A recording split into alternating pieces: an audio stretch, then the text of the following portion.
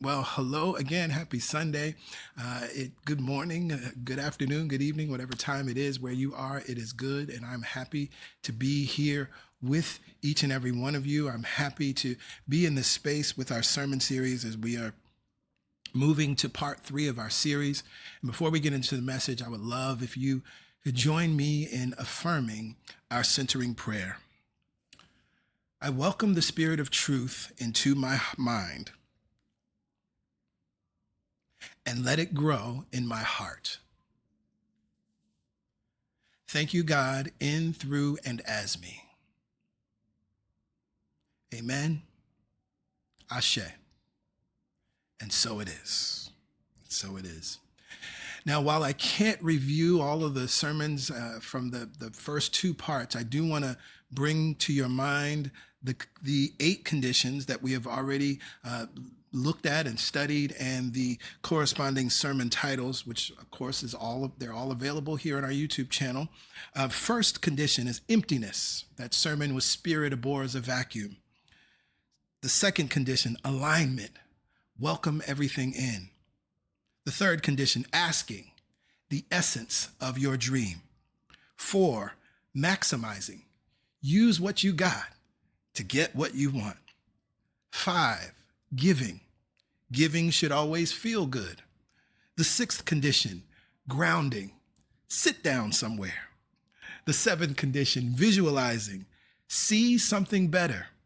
And the 8th condition last week, gratitude, the blessing in your blessing. And that song that we just heard absolutely aligns with what we talked about in that sermon. The blessing in your blessing, not in the sense of the blessing you receive, but the blessing that you speak.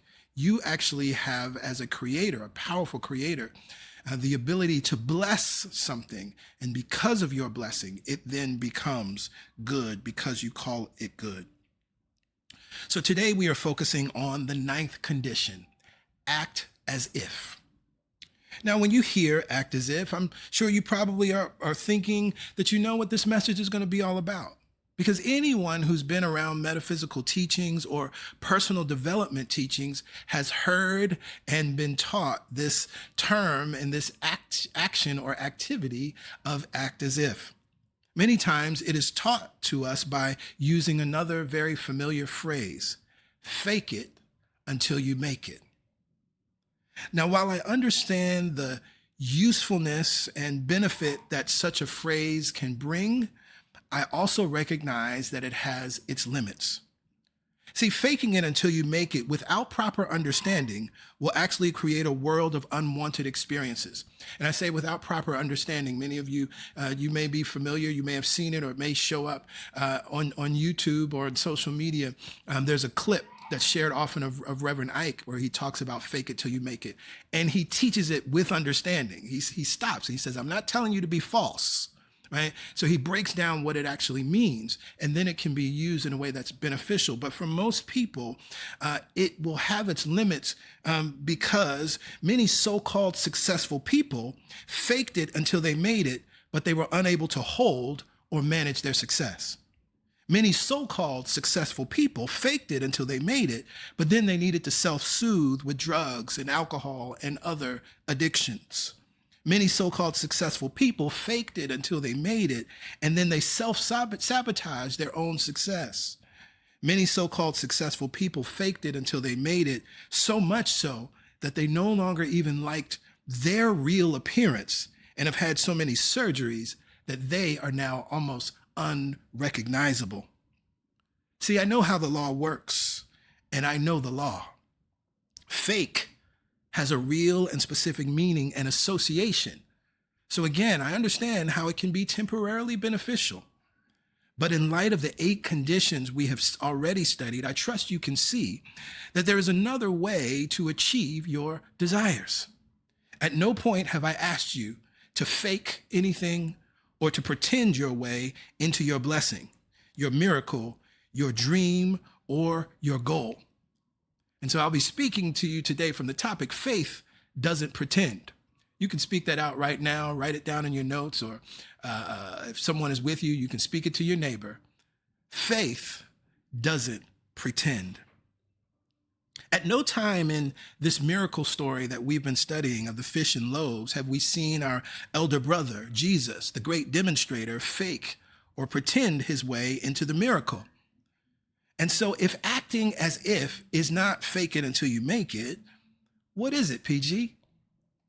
Well, let's consider first the unfolding of the creation process. And I want to take you to something that Todd Michael writes in the 12 Conditions of a Miracle. He writes this: an idea is the first level of the manifestation process.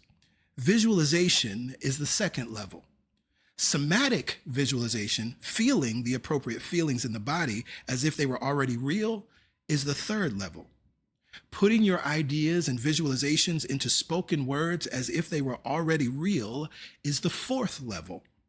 And putting things into written words is the fifth. The sixth level of creation involves acting as if the intended creation is real, as if it is happening right now. I'm going to read that last sentence again. The sixth level of creation involves acting as if the intended creation is real, as if it is happening right now. And so this process is very clear. Think, visualize, feel, speak, write, live. And I want to bring out something important because you can hear Todd Michael use the word level. And generally speaking, when we hear level, in any reading like this, we start to think hierarchy, unfortunately, as humans. But this level is not hierarchy in the way that we see it and think of it in our humanness, right? It's not kindergarten to senior year in high school and then to college, right? And the sixth level is college or your master's degree or something, right? Your bachelor's and your master's. We actually must think of this think of root to fruit. The idea is the seed in the ground at the root level. The idea is at the level of consciousness, the quantum field, right? So think is at the deepest level, right? That's where that's the source of power, right? And then visualize, feel, speak, right? Then live is that plant or that thing that springs forth out of the ground, but we know it is rooted at a very deep level, and it is because of that root system that it's able to grow. It's because of that root system that it's able to sustain against winds and waves, right? Okay, so that's very important. Now, this path that has been outlined, it reminds me of something that Malcolm X said in 1964 in his famous Ballad or the Bullet speech. Echoing this same path, Malcolm X said, once you change your philosophy, you change your thought pattern. Once you change your thought pattern, you change your attitude.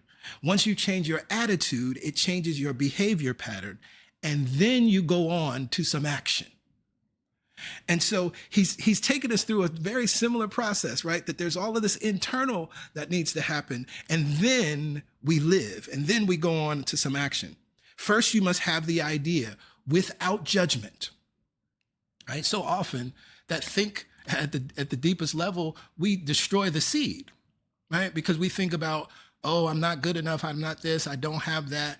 And so, or I've never seen it done, or I failed last time, or I saw something about somebody else tried this and how they failed. And so we bring in judgment, we bring in criticism, and we kill the seed. We kill the idea. So first you must have the idea withholding judgment. Then you must see it before you see it. You are using your spiritual faculty of imagination. And the process of visualizing, raising your consciousness to your internal heaven, this is what we talked about when we talked about see something better, what the symbolism of Jesus, looking up to heaven was all about. Raising your consciousness to your heaven and seeing the accomplished outcome inevitably creates a feeling tone. And this is living the desire in your mind or on the mental or metaphysical plane. The metaphysical plane is the cause or the realm of cause. There can be no effect without a cause. Yes, yes. And every cause has its effect. Every effect has its cause. And here's the other thing. This is the first manifestation. I quote Abraham Hicks all the time. This is one of the most, to me, brilliant awarenesses that at least I received through Abraham Hicks. Feeling is the first manifestation. It's important to know this as you're moving through this process. right? If you think manifestation or demonstration is at that last stage where you're doing, or having and what you want, you don't understand manifestation yet. You don't understand demonstration yet. Feeling is the first demonstration and manifestation. And why is that true? Because it's happening in the physical.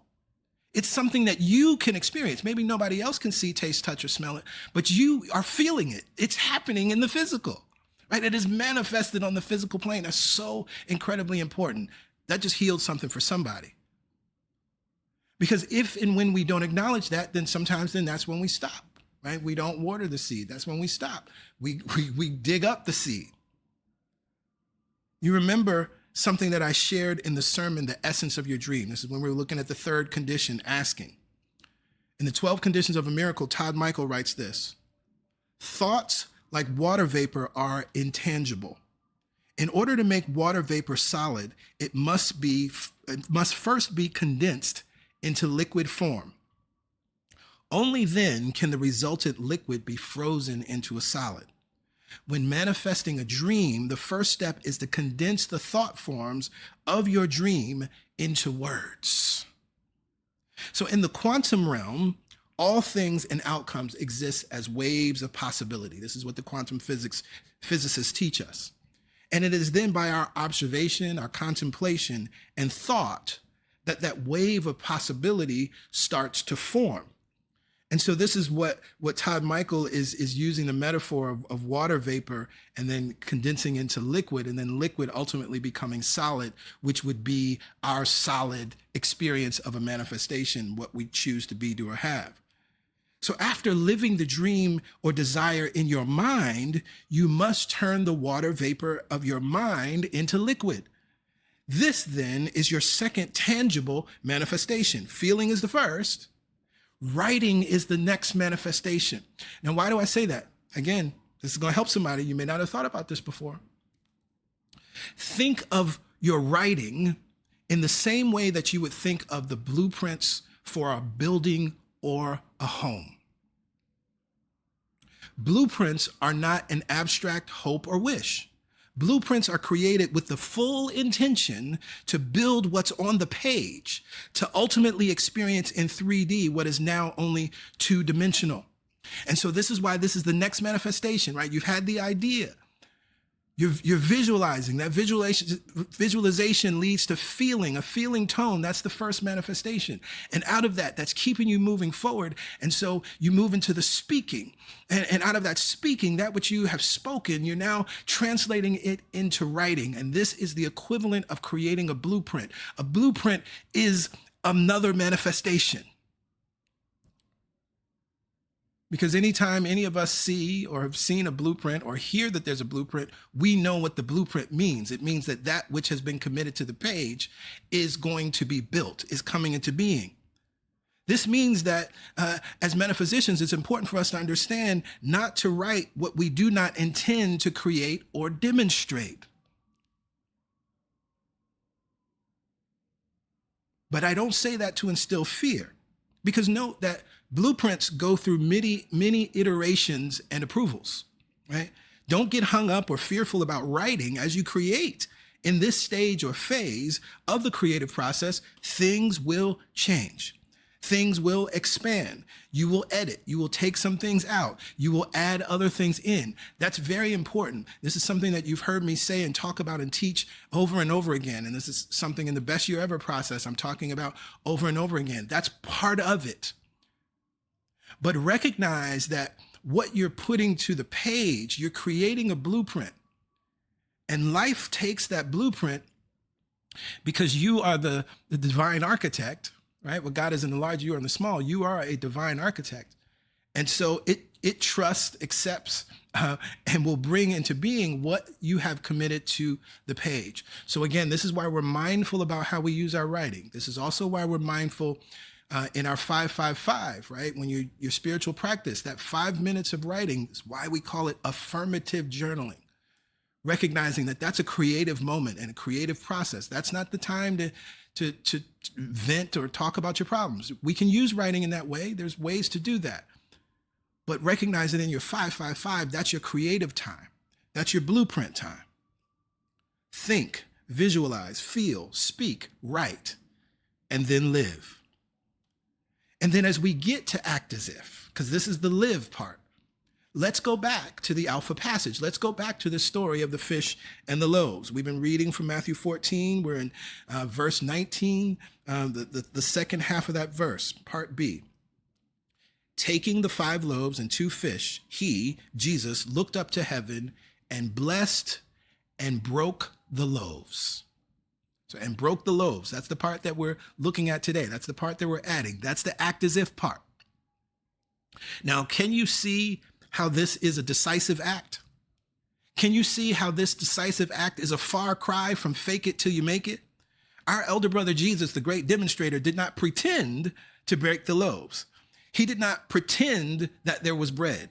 He did not act as if there wasn't enough. He did not act in fear or trepidation.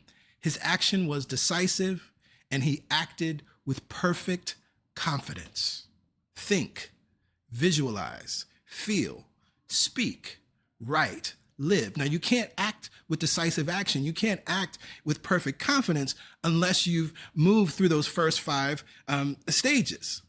He was able to act with perfect confidence because of those first 5 phases. This is where your power lies. This is the fuel for your rocket. This is the atomic power that becomes the nuclear energy of your miracle. This is the equivalent of the pulling back of the bow that, when it's released, propels your arrow to the target.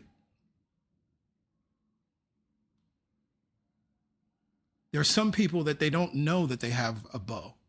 And so they just have an arrow and they're throwing it and hoping it does something. But when you have a bow, that actually can propel that arrow in a way that you can't do with your human strength. Yes, yes. And so that's what the first 5 phases are all about. And so we get to that 6th phase of live by taking decisive action, live by acting with perfect confidence, live by moving through your life as if what you saw in your mind, felt in your body, spoke with your mouth, and written with your heart is real and happening now. I was reminded of a story that is in the Game of Life and How to Play It. Florence Scovel Shinn, she writes about this man who wanted to buy a fur-lined coat. And according to the story, she says that he went to various shops and he didn't see what he was looking for. He said all the coats were too cheap looking, right? Because he had a vision for what he wanted. And part of that vision was supporting him in living in lavish abundance and living in that sense of prosperity. And so finally, he saw one that he loved. It was $1,000. And the salesperson, the owner of the store, offered him a 50% discount, said, you can have this coat for $500. But at the time, this man only had $700 to his name. And of course, there are many that would say, well, you shouldn't spend almost all of your money on a coat. That doesn't make any sense. But because of this vision that he had, he was clear, and he said to his wife, if I get this coat, I'll make a ton of money. So he understood something about this feeling tone. He understood something about this vibration and feeling being the first manifestation. And he recognized that this would support him in living in that reality. And so, of course, he purchased the coat and a month later received a $10,000 commission. See, he didn't pretend his way into $10,000 or pretend his way into making a ton of money. He already had a vision and he acted with perfect, decisive confidence. What the coat did was support him in living in the feeling of abundance, living in the feeling of having. Because remember, feeling is always a manifestation of thought. And then this is how PY and I co-created Celebration Spiritual Center. Think, visualize, feel, speak, write, live. How did we take decisive action with perfect confidence? Well, like the fish and loaves in this miracle story, our outer reality did not appear to be adequate to accomplish the desire that we were holding.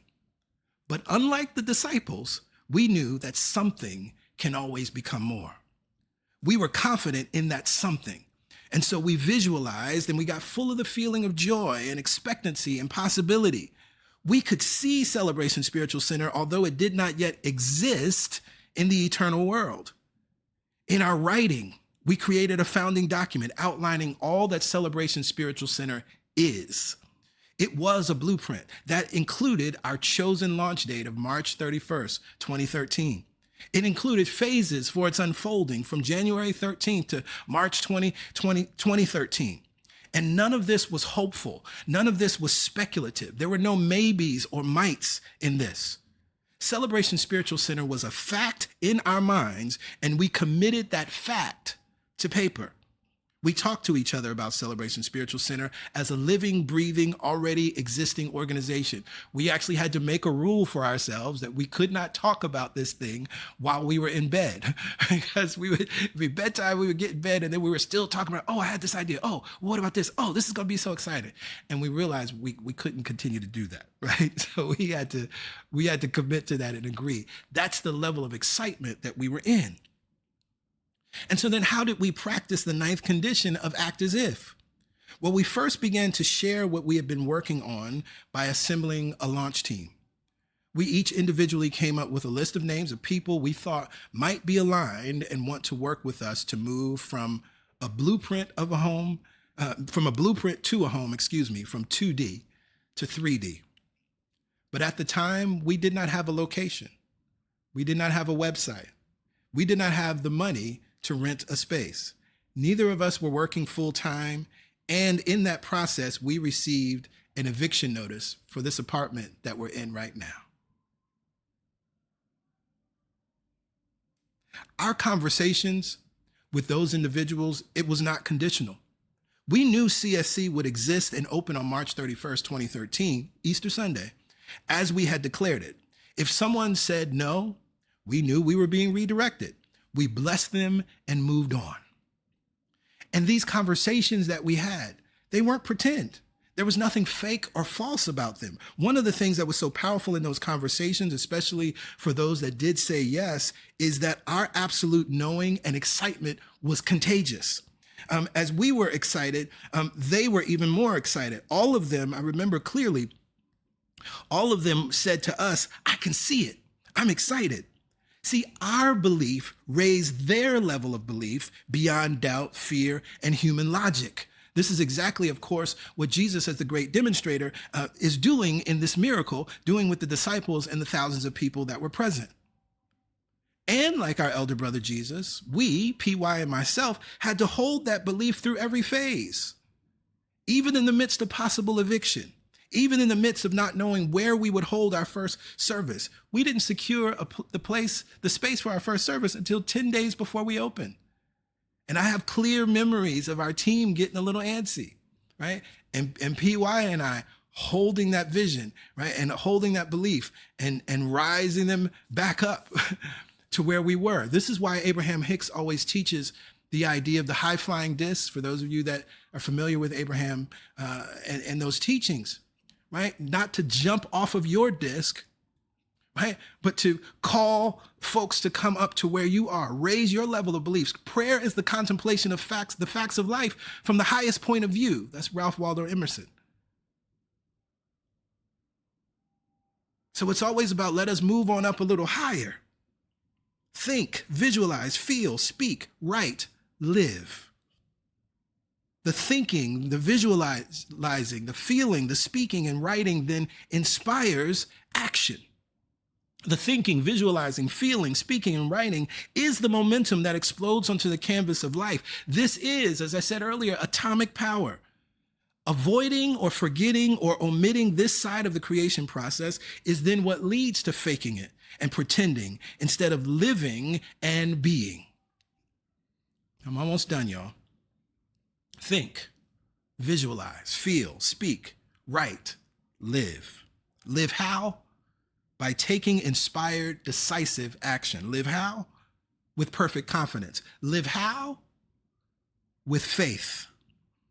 I'm reminded of the words of Emma Curtis Hopkins. She says that we call a firm mind faith. According to your faith, according to your belief, it is done unto you. That's what we read in the text. Right? It wasn't by the power of Jesus that anyone was healed, right? It was according to your faith. Do you believe you will be made well? Okay, well then according to your belief, according to your faith, according to your firm mind, it is done unto you. When your mind is not firm, you will fake it. When your mind is not firm, you will pretend. When your mind is not firm, you will seek others' approval. When your mind is not firm, you will be swayed by doubt, yours or someone else's. When your mind is not firm, you will end up with unwanted results. But I hear the words of the old hymn, build your hopes on things eternal. Hold to God's unchanging hand. And what is God? God is always and only your understanding of God. Hold your firm mind, your faith-filled mind on the good. God is the good, absent all of the temporary human limitations and attributes you were taught about God. Think, visualize, feel, speak, write, and then live. These first 5 steps are faith steps. These first 5 steps create a firm mind. A firm mind is characterized by poise and balance of character, steady, balanced, and in a state of readiness. That inevitability, it's coming. You know it's going to happen. So let this faith mind be in you now. Let this faith mind order and direct your steps. Let this faith mind cause you to take inspired action. Let this faith mind become your miracle mind, because faith doesn't pretend.